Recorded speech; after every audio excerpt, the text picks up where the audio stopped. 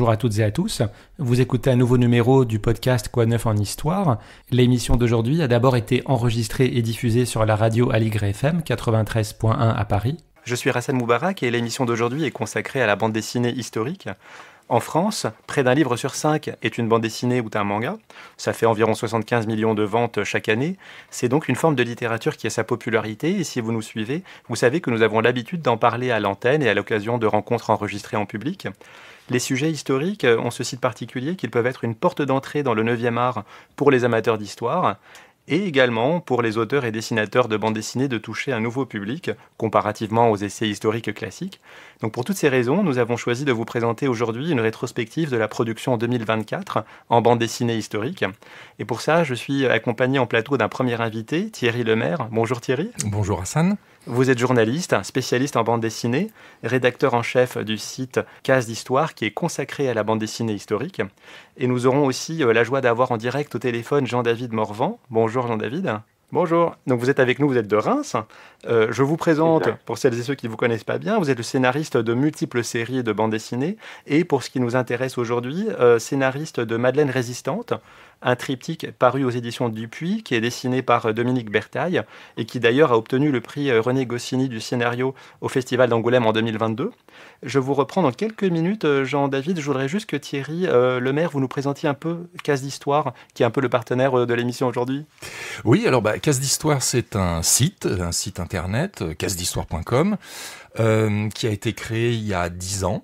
Déjà, et qui traite essentiellement de la bande dessinée historique. Avec mon collègue Stéphane Dubreuil, on a tous les deux une formation d'historien et on s'était dit, il y a 10 ans, il n'y a aucun média qui traite spécifiquement de la bande dessinée historique, alors que c'est un genre qui est peut-être le genre le plus publié en bande dessinée. Il y a 10 ans, on avait regardé comme ça à la louche et on avait trouvé qu'il y avait peut-être 500 sorties, plus ou moins. Hein, ça peut être des fictions, ça peut être... mais avec un arrière-plan historique, il y avait à peu près 500 sorties. Donc c'était un genre très important et il n'y avait aucun média qui traitait sous l'angle historique.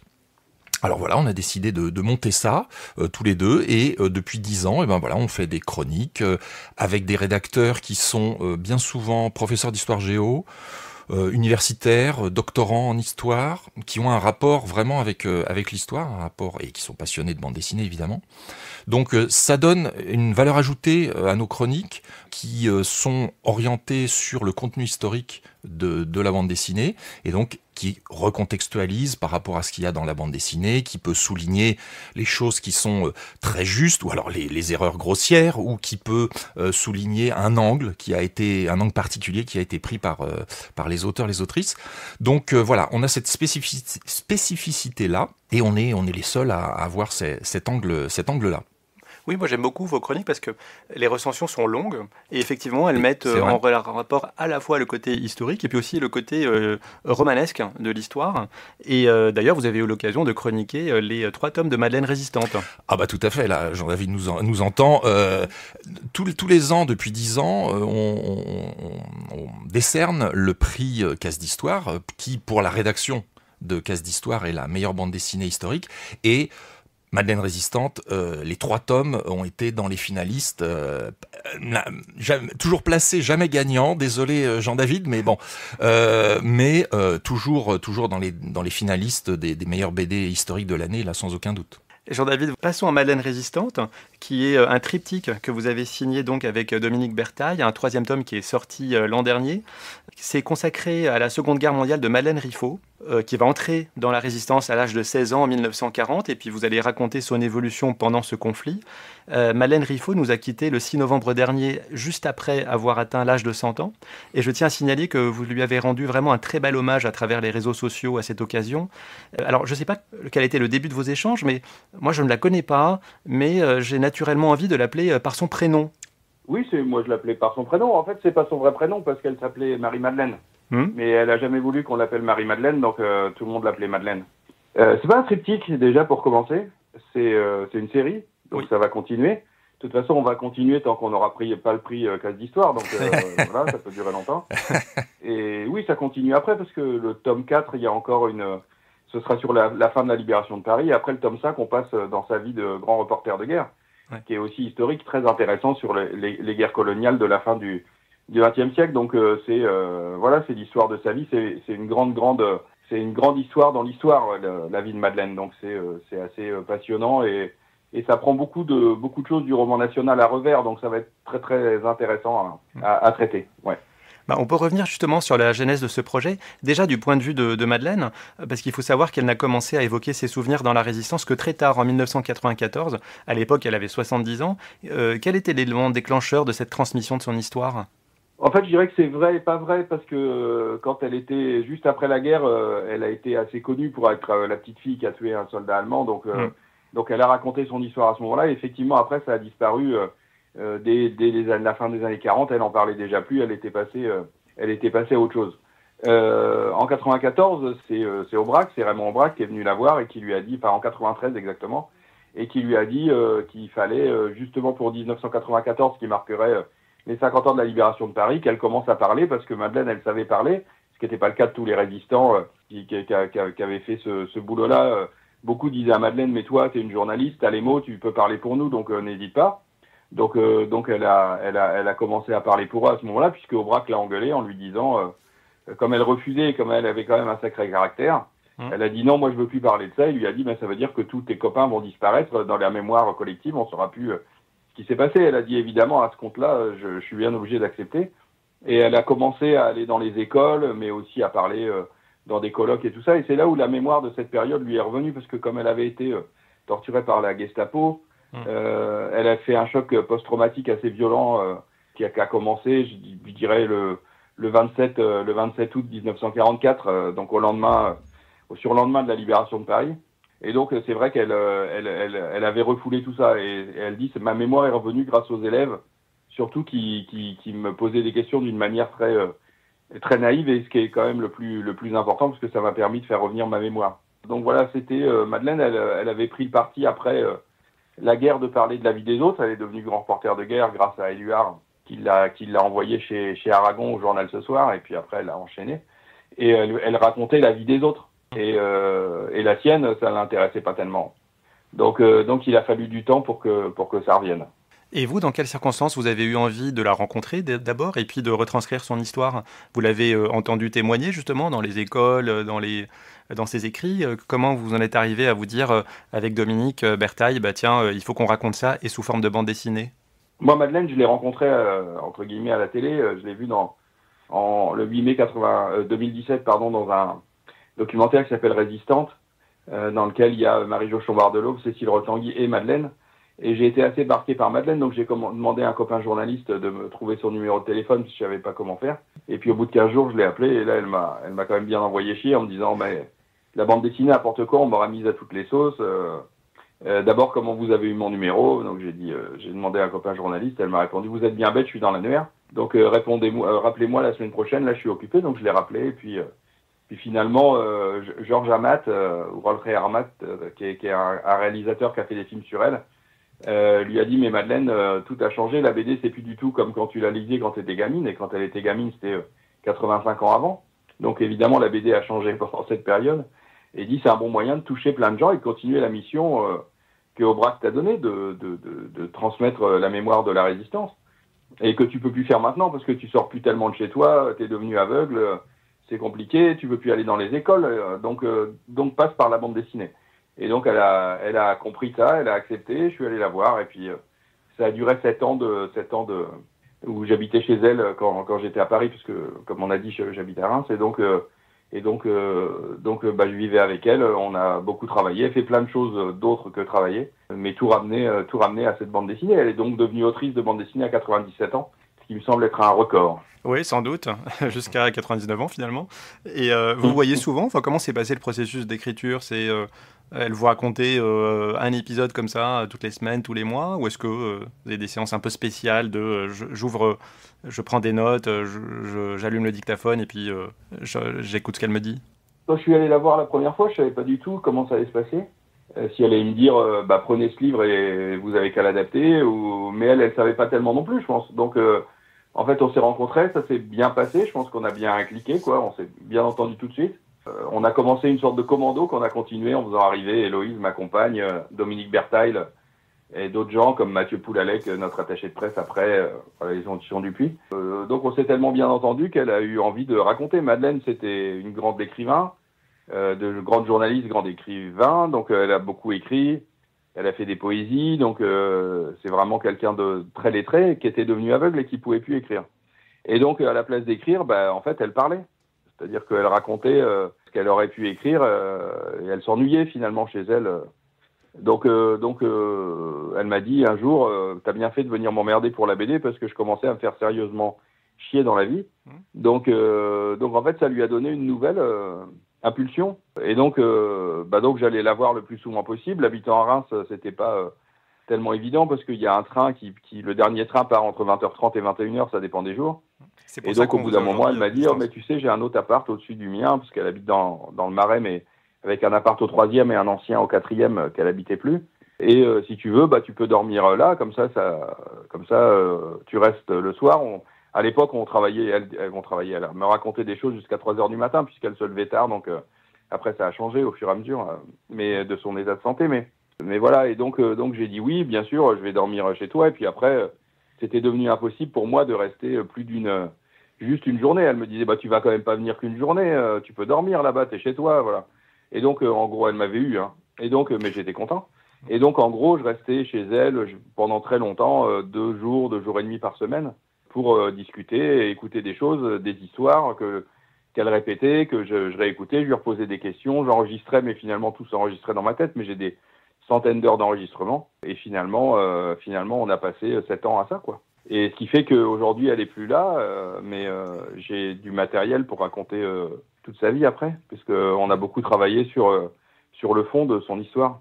Oui, on va parler de la suite de ce qui s'est passé après la Seconde Guerre mondiale. Mais donc évidemment, elle est créditée dans les auteurs, sur la couverture des livres. Ah, mais elle est autrice à part entière de la bande dessinée. Mais du coup, est-ce qu'elle relisait les planches? Est-ce qu'elle faisait des commentaires? Est-ce qu'elle demandait des changements? Ou est-ce qu'il y a des choses qu'elle ne voulait pas que soient mentionnées? Ah, mais oui, parce que Madeleine était particulièrement, on peut dire, soit pointilleuse, soit casse-couille. On peut choisir un peu ce qu'on veut comme terme. Mais c'est dit évidemment avec toute l'admiration et l'amour que j'ai pour elle. Je pense que le tome 2, qui était quand même le plus difficile, alors le premier c'était différent parce qu'elle découvrait la bande dessinée, mais le tome 2, où elle était déjà bien dans les baskets d'une autrice de bande dessinée, je lui ai relu parce que je devais lui relire vu qu'elle était aveugle. Donc je lui lisais tous les cases, je lui racontais ce qui se passait dans les cases, dans chaque case, je lui lisais les dialogues et tout, et donc on a dû le relire 17 fois je pense. Donc à chaque fois elle me faisait changer des choses où on se disait là tiens c'est peut-être pas assez clair. Donc on recommençait, voilà. Donc oui, elle a vraiment beaucoup travaillé. Il n'y a pas en amont, on décidait dans quel ordre on mettait les scènes, quelles scènes on mettait, quelles scènes on enlevait. Elle a vraiment fait un vrai travail. C'était vraiment au boulot. Mais Madeleine, ce qu'elle voulait, c'était travailler. C'était ça qui la tenait en vie toujours. Donc elle est vraiment co-scénariste, ou plutôt c'est moi sans co-scénariste. Je dirais que avec Dominique, on a fait son autobiographie d'une certaine manière. On était les outils de sa mémoire, puisqu'elle pouvait pas dessiner et pas écrire non plus écrire non plus. Donc en fait, on a fait, je pense, d'une certaine manière, son autobiographie, et elle validait tout. Voilà, quand elle trouvait qu'un dialogue était trop long, pas assez pointu, pas assez précis, on le corrigeait avec elle, et elle avait plein d'idées. J'ai une anecdote incroyable où en fait c'était la dernière fois que j'ai relu le tome 2 avec elle. On devait l'envoyer à l'impression le lendemain. Et on était déjà en retard, et elle dit je veux qu'on le relise quand même, donc on l'a relu. Je lui ai lu tout l'album, et on a dû finir à 1h du mat, et je vais me coucher donc au-dessus, et puis le lendemain matin j'arrive à midi, elle me dit bon, j'ai réfléchi, j'ai fait tourner dans ma tête ce que tu m'as raconté, il y a 2 choses qu'il faut qu'on change, donc particulièrement une scène avec son amoureux. Elle dit on a l'impression qu'il vient juste pour baiser, ça va pas, faut rajouter du dialogue d'amour pour qu'on comprenne bien et tout ça. Et donc ça veut dire que comme elle n'avait pas les pages sous les yeux, en fait, elle a gardé en tête tout ce que je lui ai dit, elle a réfléchi, elle a repassé tout en revue en se disant il y a 2 choses à changer, et le lendemain, en fait, elle s'en souvenait, on les a changés, et on les a envoyés à Dupuis, heureusement qu'ils sont super avec nous, et que ils savaient bien que Madeleine, jusqu'au bout du bout, on pouvait changer des choses, et on a changé les dialogues au dernier moment avant de lancer le bouquin à l'impression. Donc c'était vraiment un cerveau comme j'en ai rarement vu. J'en verrai peut-être pas beaucoup d'autres comme ça, vraiment avec une capacité de concentration de mémoire qui est impossible normalement. Oui, alors moi je voulais ajouter quelque chose. C'est très intéressant là, ce que vient nous dire Jean-David, parce que dans la bande dessinée historique, il y a beaucoup de biographies. C'est un sous-genre de la bande dessinée historique qui est assez. Il y a beaucoup de publications de biographies. Alors il y a beaucoup d'auteurs qui utilisent des livres qui ont été faits. Alors si c'est des autobiographies, c'est encore mieux, mais souvent c'est des biographies sur un personnage. Et là, avec Madeleine Riffaut, on a le personnage qui peut tout dire, qui peut donner toutes les... Et on a la même chose avec Ginette Kolinka pour la même période et qui est voilà qui aussi peut témoigner vraiment. Donc ça c'est vraiment extraordinaire d'avoir ça dans une bande dessinée historique. Je vais dire. Non, puis en fait ça nous a poussé aussi avec Dominique à faire quelque chose qui est de l'ordre du genre. C'est-à-dire c'est pas une biographie Wikipédia ou mode d'emploi. Voilà, on a décidé avec Madeleine de raconter son histoire avec de l'émotion, avec plein de choses et peut-être ce qui différencie pas de toutes les BD biographiques, mais de certaines ou d'un certain nombre où en fait on reprend du texte, on met une image et puis on met du texte et à chaque fois on accole à ce texte une image et finalement c'est le texte qui a plus d'importance et l'image qui est là en support du texte. Alors que nous on fait une bande dessinée, on essaye de faire une bande dessinée globale quoi, donc où l'image, la force de l'émotion, la narration a autant d'importance que le texte et peut-être c'est ça qui différencie Madeleine. Je sais pas, j'y réfléchis souvent parce que je me demande pourquoi cette BD marche si bien et je sais pas tellement tout définir et je me dis c'est peut-être une des raisons en tout cas. Oui, alors Jean-David, bouge-toi les oreilles, mais bon, en feuilletant l'album, on voit tout de suite le talent de Dominique Bertaille, le dessin, les couleurs, enfin bon, voilà, on est plongé déjà dedans, mais effectivement quand on lit, on voit le talent de Jean-David Morvan aussi, parce que c'est la construction du récit, tout ce que tu viens de dire là, la construction du récit, effectivement, ça se lit, mais comme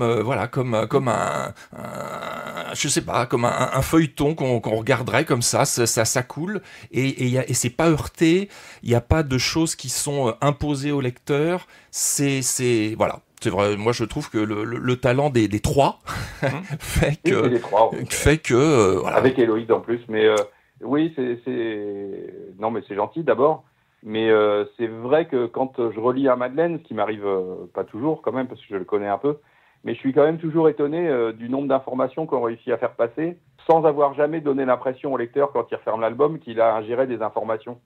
C'est vrai parce que parfois les informations sont données comme ça dans des notes de bas de page, ce qui n'est pas le cas là, hein. C'est vraiment au fil de l'histoire. Ouais. Je voulais dire un petit mot sur le découpage des albums, Jean-David, pardon. Le premier tome. C'est joli, Jean-Dominique. Oui, voilà.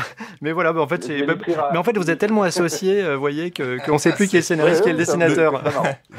Le duo. Voilà. Donc, le premier tome, c'est l'entrée de Madeleine dans la Résistance, son engagement à l'âge de 16 ans.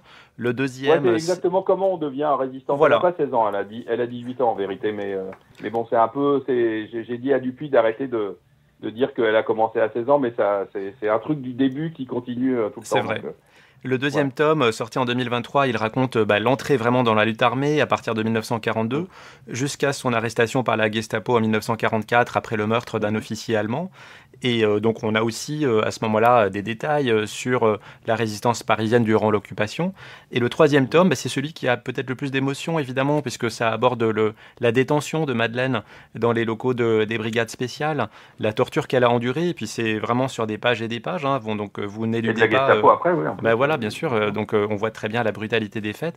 Donc cet album, il a une intensité dramatique majeure. Est-ce que ça a été celui qui a été le plus difficile à coucher ? Est-ce que Madeleine s'est confiée sur ses périodes les plus sombres de la même manière que sur son entrée et ses premières actions dans la Résistance, où on a à ce moment-là le goût du danger, mais finalement, jusqu'à l'arrestation, on a l'impression qu'on va pouvoir y échapper, quoi.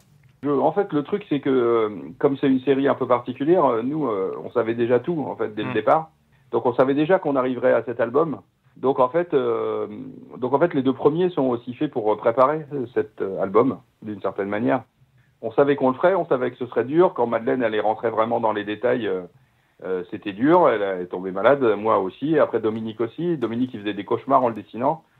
Sa femme lui disait « T'as encore fait des cauchemars cette nuit ?» Donc, c'était assez rude, mais on savait très exactement qu'on allait le faire quand on a commencé le tome 1, déjà. Et donc, on a eu le temps de s'y préparer. Comme elle s'était préparée à la torture, mais pour nous, c'était quand même moins douloureux. Et donc voilà, c'est un album qui ne fonctionne, je pense, vraiment bien que si on a lu les deux précédents. Parce qu'on a l'impression que l'album il est différent des autres, et il l'est sans doute. Mais en fait, il est touchant parce que les deux précédents existent et on s'est déjà attaché à Madeleine. Et que donc ce qui lui arrive, on le prend directement, quoi. Et c'est ça la force aujourd'hui qu'on peut faire. Enfin, c'est la force de toujours d'une série. C'est-à-dire par rapport à un one shot, la force de la série, c'est aussi de pouvoir préparer le lecteur à des événements qui arrivent. Et donc c'est intéressant de jouer aussi avec ce médium de la série. Mais on savait bien que ça allait être un album difficile à faire. Le prochain, c'est de la bagarre, c'est la libération de Paris. Ils vont courir sur les toits, c'est autre chose. Mais celui-là, oui, c'est un point central. Et je pense que c'est un album. Je pense qu'on n'a jamais lu ça en bande dessinée, donc c'est ce que je me suis dit quand je l'ai relu à la fin avant de l'envoyer en édition. Je lis quand même beaucoup de bandes dessinées. Je me dis ça. Honnêtement, je crois qu'on ne l'a jamais lu. Donc on était assez content de l'avoir fait avec Madeleine. Après, elle n'avait pas envie de raconter au début la Maison des Morts, et puis ce qu'elle appelle la Maison des Morts, c'est-à-dire la Gestapo. Oui. Et puis, on a quand même insisté, et un jour, on lui a demandé de mettre des scènes intercalaires avec ses copains, donc des scènes qu'elle n'avait pas vécues et qui étaient dans sa mémoire, qu'on a inventées pour détacher un peu le lecteur de la prison, le sortir un peu et donner un peu d'air à tout ça. Et elle a dit ah bah voilà, hein, vous les avez voulu les tortures, je vous les ai données, maintenant il faut que vous vous débrouillez avec. Hein. Donc elle savait aussi à quel point c'était fort, donc elle a accepté qu'on mette ces scènes-là, qui font pas partie de sa vie finalement. Mais nous on en avait besoin pour pas plomber totalement le lecteur. Après, ce qui est bien, c'est que la fin de l'album est plus aérée, elle est plus jolie. Je pense que la fin est assez émouvante, donc on avait besoin de beaucoup de pages pour sortir de ça. Effectivement, sortir des geôles de la Gestapo, c'était important. Alors, il y a autre chose qui aère le récit et l'album, c'est les poèmes. Parce que Madeleine a écrit des poèmes dès cette période, pendant sa détention, et des poèmes qui ont été publiés dès 1945 par Paul Éluard. Alors, quelle fonction les poèmes avaient revêtu pour elle ? Est-ce que c'était vraiment une espèce de bouée de sauvetage ? Est-ce que ça lui permettait finalement d'échapper à son quotidien, et notamment pendant la détention ? Et puis vous, pourquoi vous avez décidé de les intégrer dans le récit ? En fait, ça fait partie des choses qu'on ne sait pas, mais qui sont importantes. C'est que la poésie, à l'époque, était, pour les jeunes, à peu près l'équivalent, on va dire, du rap aujourd'hui. Donc, il y avait vraiment cet engouement-là pour la poésie qui paraissait naturel. Et c'était... tout le monde faisait de la poésie. Ses copains faisaient de la poésie. Ils étaient moins bons que Madeleine. Mais Madeleine, elle a commencé très jeune. Elle nous a raconté... elle nous a dicté il n'y a pas longtemps un poème qu'elle a écrit quand elle avait 8 ans sur la Première Guerre mondiale, les soldats de la Première Guerre mondiale qui sortaient de leur tombe parce qu'elle habitait dans la Somme à côté des tranchées pour venir lui parler, mais elle réussissait pas à comprendre ce qu'elle disait, ce qu'il lui disait.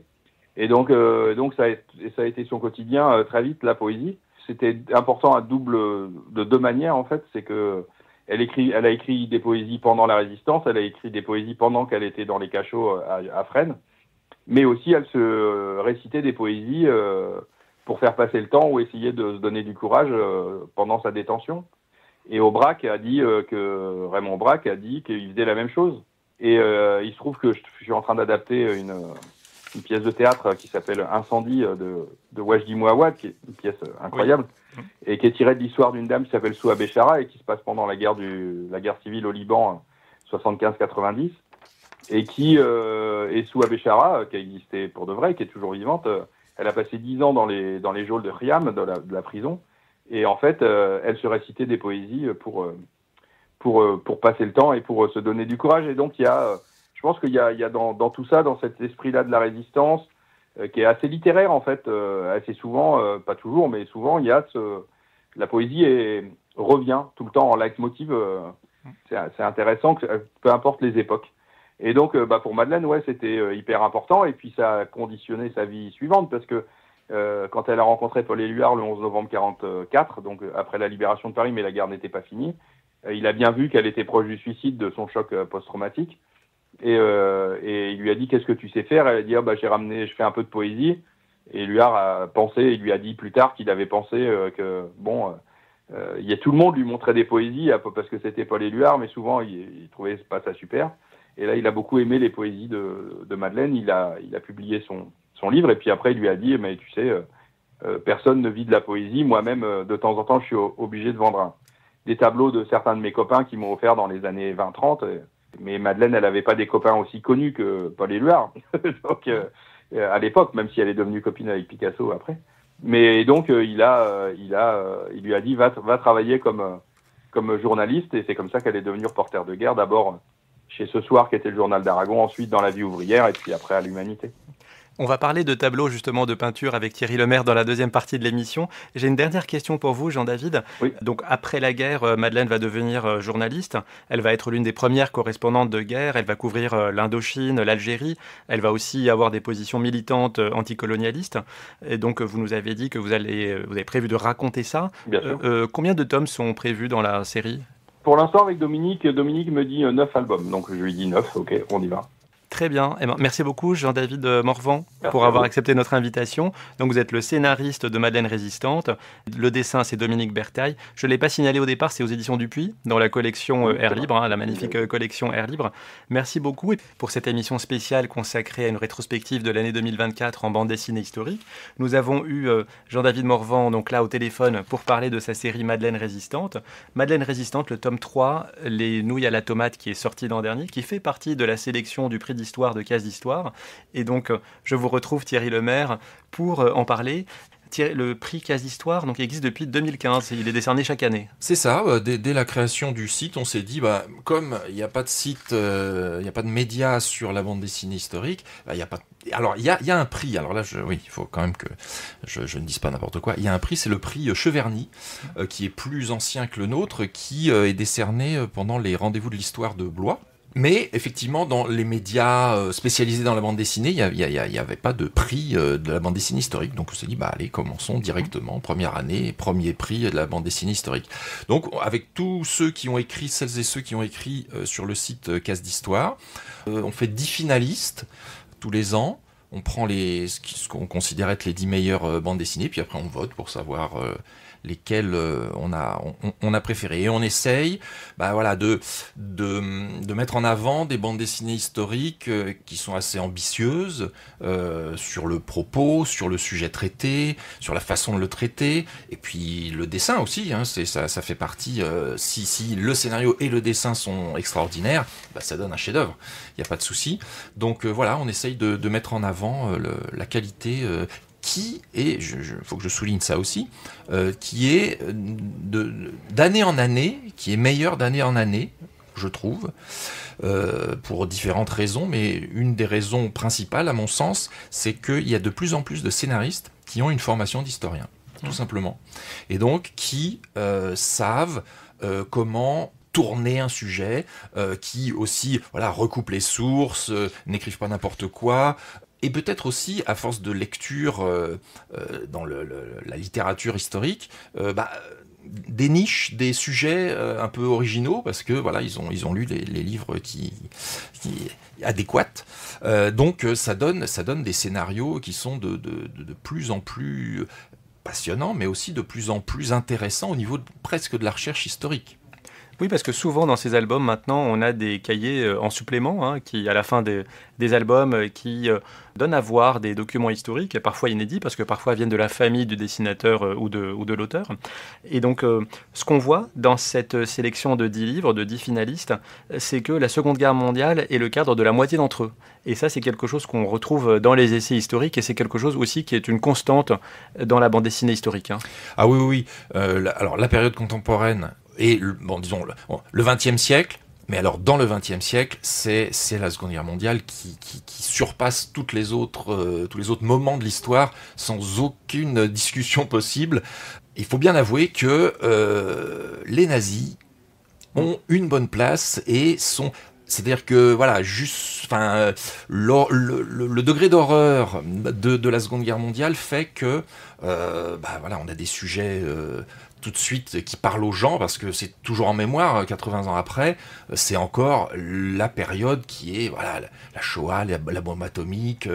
Là on est arrivé à des degrés de tuerie qui ont dépassé ceux de la Première Guerre mondiale. Donc effectivement, la Seconde Guerre mondiale, on n'y coupe pas tous les ans. Et puis ça a concerné la France aussi, donc ça parle au lecteur.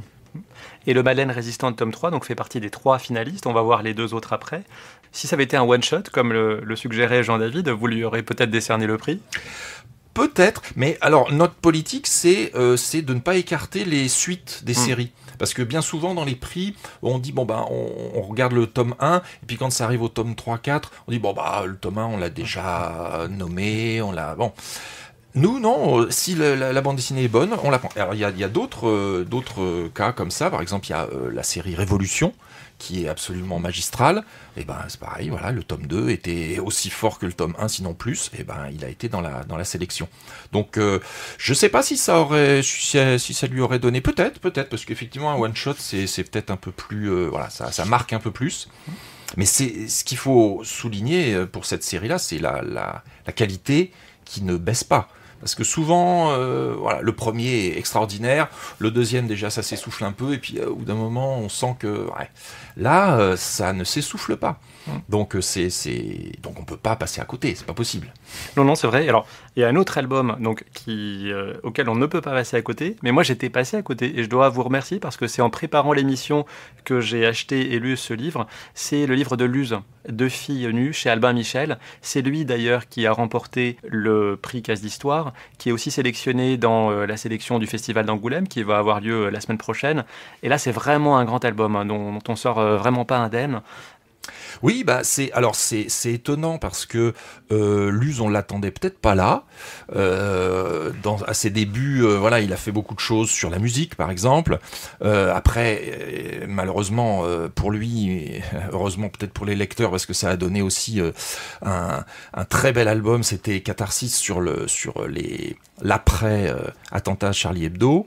Et voilà, donc et après il a adapté le livre de Virginie Despentes, Vernon Subutex. Merci. Et puis après il y a eu Testostérore,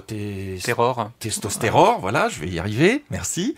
Et donc là, paf, une bande dessinée historique. Alors là, il prend déjà à contre-pied. On va dire de quoi ça parle, justement ? Alors, ça parle d'un tableau. Ça parle d'un tableau d'un peintre expressionniste qui n'est pas le plus connu des peintres expressionnistes en France, en tout cas. C'est Otto Müller. J'allais dire Oscar, mais Otto Müller. Otto Müller qui était un peintre expressionniste allemand. Et donc, c'est un petit peu ce que pourrait voir le point de vue de ce livre, c'est le tableau, comme si le tableau regardait ce qui se passait en face de lui. Et on voit toute l'évolution à partir de la création du tableau en 1919 jusqu'à aujourd'hui. L'évolution finalement ça se passe en Allemagne, donc 1919, les années 20, après les années 30. Donc on voit toute l'évolution politique de l'Allemagne à travers ce qu'on pourrait appeler les yeux du tableau. Et le fil rouge finalement de cette histoire-là, c'est l'art et comment l'art et les enjeux politiques de l'art, parce que ce tableau a fait partie des expositions sur l'art dégénéré des nazis, organisées par les nazis. Et donc voilà, on voit quels étaient les enjeux de l'art, ce tableau qui visiblement faisait peur aux idéologues, ce tableau et les autres des expressionnistes faisaient peur aux idéologues nazis. Donc il y a deux choses là, le fil rouge de la période qui est de la montée du nazisme et l'arrivée au pouvoir d'Hitler, etc. Et puis très précisément ce qui s'est passé pour les œuvres d'art à cette époque-là. Oui, parce que ce tableau en lui-même n'a rien de choquant. En fait, d'ailleurs, l'album commence comme ça avec Otto Müller qui peint sa muse en fait en forêt. Donc, c'est deux filles nues, comme le titre l'indique. Mais Otto Müller a des origines tziganes par son père, et donc évidemment, tout son art est considéré comme un art impie, dégénéré par les nazis, qui vont d'ailleurs organiser des expositions d'art dégénéré avec Chagall, d'autres peintres connus, en parallèle d'expositions d'art officielles de bons ariens peintres. Et en fait, ce qui est drôle, c'est que ces artistes dégénérés en fait, vont rameuter 3 fois plus de personnes, de spectateurs, que l'art normal. Et on va voir en fait, effectivement l'évolution de ce tableau dans le régime nazi, dans la période nazie. Ce qui est très marquant, c'est qu'on voit souvent en fait, les gens qui observent le tableau. On ne voit jamais le tableau, il est dessiné vraiment sur la dernière planche par Luz, mais en fait, on se met à la place du tableau qui va être ballotté de galerie en galerie. Il est à un moment la propriété d'un marchand d'art, d'un collectionneur d'art juif. Donc évidemment, cette œuvre va être spoliée, récupérée par les nazis, puis elle va être mise aux enchères, etc. Et donc en fait, on a cette période qui est déroulée du point de vue du tableau. Et ça, c'est assez original. Oui, tout à fait, parce que c'est le point de vue. Donc effectivement, le point de vue, on ne le voit pas. Enfin, on ne voit pas qui est en train de regarder. Et on se met à la place du tableau. Et finalement, le tableau qui, à aucun moment, le propos de Luz n'est pas de faire parler le tableau ou de lui donner une âme c'est simplement, on se met à sa place et finalement, on en finit par s'identifier à lui, alors que en fait, Luz à aucun moment ni ne le fait parler, mais c'est avec les gens qui le regardent et qui parlent et ceux qui le disent, on se sent concerné par tout ça et on se met à la place du tableau, quoi. Donc effectivement, c'est remarquable de réussir à faire ressentir ça au lecteur. Et l'album va vraiment jusqu'à la période contemporaine, puisqu'on apprend que le tableau va être redonné à une des héritières de ce collectionneur d'art juif, qui va le revendre au même musée de Cologne qui le possédait, pour en fait une espèce de restitution officielle finalement au monde de l'art, quoi, et de la culture. Est-ce que lui, c'était votre favori à titre personnel dans la sélection ? Ah ouais, alors il n'y a pas eu de discussion possible aussi. Il était déjà en tête quand il fallait voter pour les finalistes. Et voilà, il a réuni pas tous les suffrages, mais une grande majorité des suffrages. Et c'est vrai que moi, j'aime beaucoup les deux autres. Hein. Madeleine Résistante, j'ai vraiment une grande tendresse pour cette série-là. Mais c'est vrai que là, ça m'a happé. Et je m'attendais pas en fait. Je m'attendais à rien. C'est bien quand il n'y a pas d'a priori parce qu'en fait, on peut se faire surprendre dans le bon sens. Et voilà, quand j'ai refermé, j'ai dit bon, d'accord, celui-là, il est bien parti, il est bien parti pour le prix. Et vous pensez que là, à la remise de la sélection du prix d'Angoulême, il a des chances d'être vainqueur ? Alors, il a déjà eu un autre prix. Il a eu le prix ACBD de l'Association des critiques de bande dessinée. Dont vous faites partie. Dont je fais partie. Et oui, ça ne m'étonnerait pas qu'il ait peut-être pas le fauve, je sais pas, peut-être le fauve d'or ou au moins un prix à Angoulême, ouais. Alors, dans un tout autre registre, le troisième finaliste, c'est un album qui s'intitule « Le dernier debout », Jack Johnson, fils d'esclave et champion du monde. C'est paru aux éditions Futuropolis. C'est dessiné par Youssef Daoudi et écrit par Adrian Matejka. Ça, on change vraiment d'univers. Ça n'est plus la Seconde Guerre mondiale, c'est plutôt le début du XXe siècle, aux États-Unis, dans une période de ségrégation raciale. De quoi ça parle, Thierry Lemaire ? Alors, ça parle d'un boxeur, d'un Jack Johnson, qui est un boxeur noir, et qui est un champion. Alors, on ne se rend pas bien compte à l'époque, enfin aujourd'hui, je veux dire, mais qui est aussi important que Mohamed Ali. C'est vraiment le grand champion du début du XXe siècle aux États-Unis. Mais il est noir, et dommage pour lui, parce qu'il n'a pas le droit de concourir au titre de champion du monde avec les Blancs. Donc voilà, il bat tout le monde, et il va arriver quand même, il va parvenir à combattre le meilleur boxeur blanc pour un titre de champion du monde, et on voit le combat dans l'album. C'est un peu le point d'orgue de l'album, avec 100 000 personnes qui regardent le combat, et il se fait insulter. Enfin voilà, c'est un public blanc et qui ne comprend pas déjà comment il peut être sur le ring à combattre un blanc, et qui voilà, il se fait insulter, et c'est lui qui gagne. Et donc, c'est un peu grandeur et décadence de ce personnage-là qui va passer par toutes les étapes du succès pour arriver à la déchéance finale, avec tout au long de sa vie toutes les barrières qui ont pu être mises pour que, malheur pour lui, il est en couple avec une blanche. Et donc, voilà, ça c'est intolérable aussi aux États-Unis à cette époque-là. Et donc, il se fait arrêter.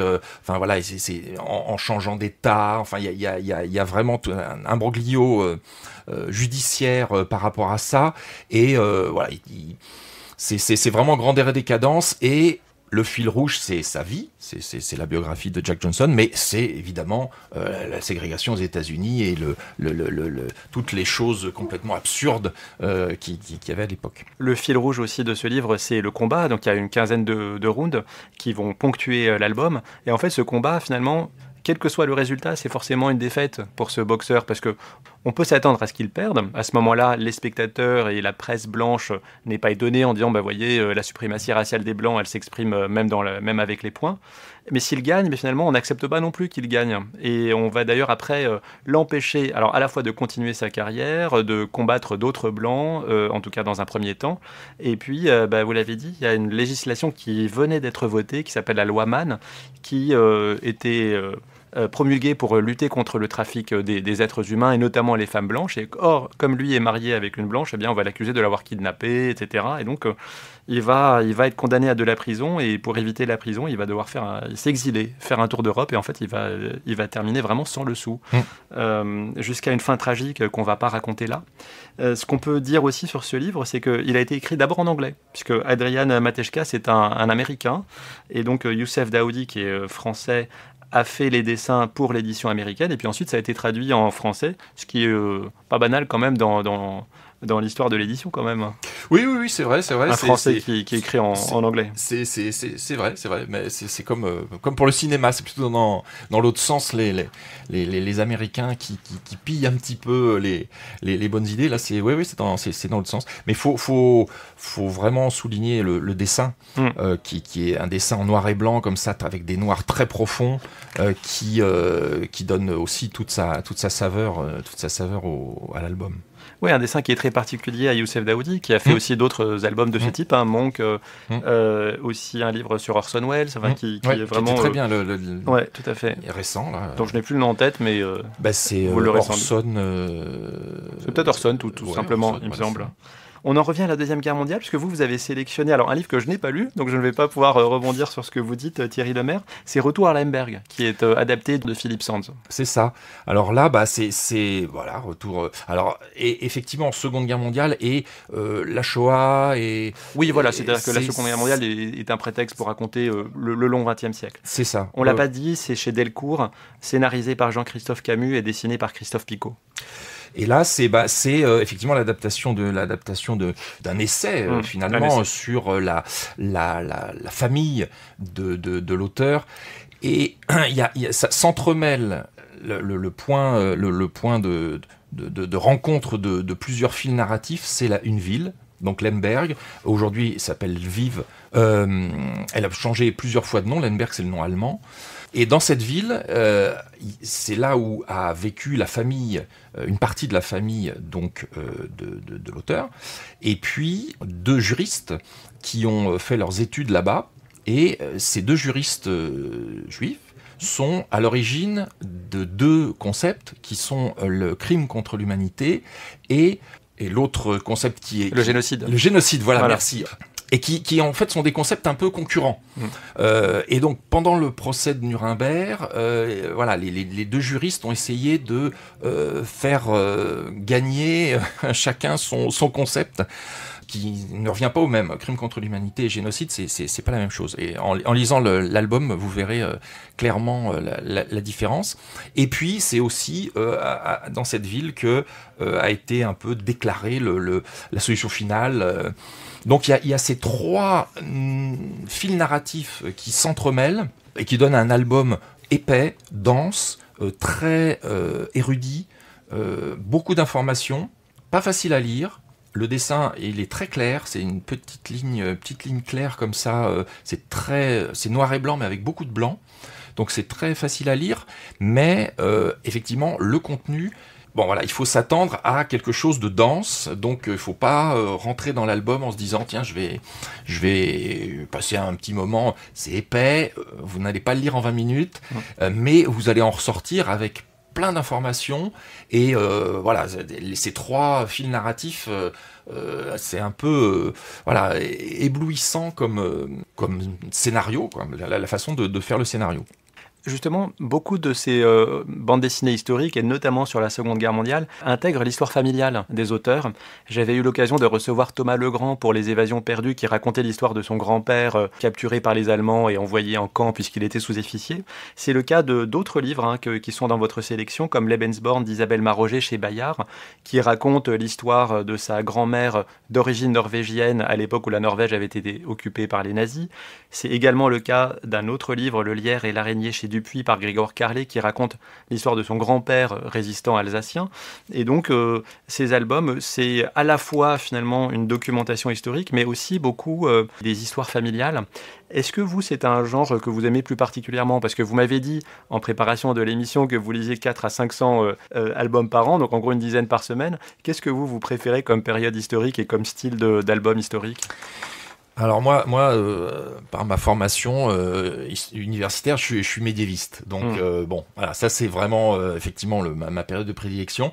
Le Moyen-Âge en bande dessinée. C'est beaucoup de la fantaisie, voilà.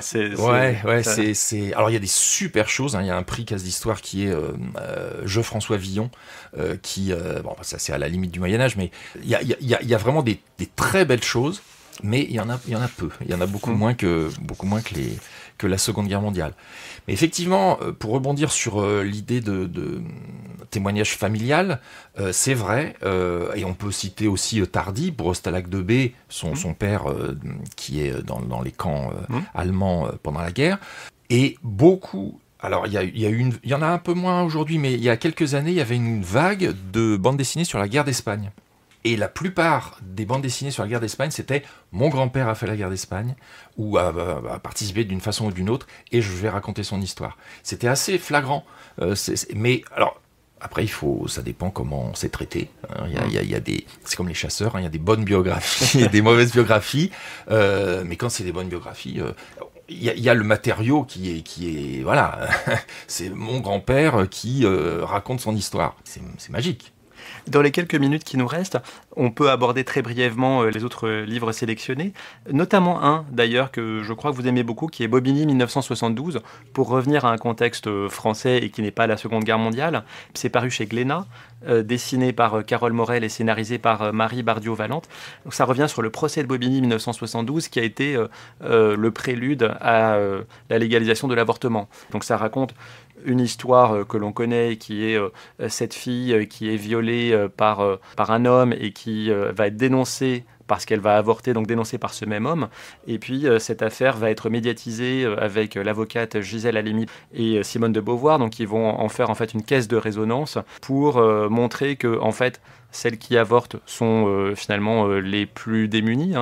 Les 2 ans après ou 3 ans après, eh bien, ce sera la loi Veil qui légalise l'avortement. Est-ce que vous avez aimé cet album qui n'est pas un témoignage familial, qui raconte une histoire connue, mais qui est très poignante? Oui, c'est presque du domaine du documentaire. Alors, il y a eu des choses sur la loi Veil en bande dessinée, il y a eu des choses sur Gisèle Halimi, la vie de Gisèle Halimi en bande dessinée, mais c'est vrai que là, c'est plus anglais. Sur vraiment ce procès-là. Donc déjà c'est intéressant parce que c'est pas comment on est arrivé à la loi Veil, c'est vraiment ça induit la loi plus tard, et je trouve qu'il y a pas trop de pathos, parce qu'on pourrait tomber dans quelque chose d'un peu larmoyant ou d'un peu dramatisé comme ça. Non, là c'est les faits, et ça suffit.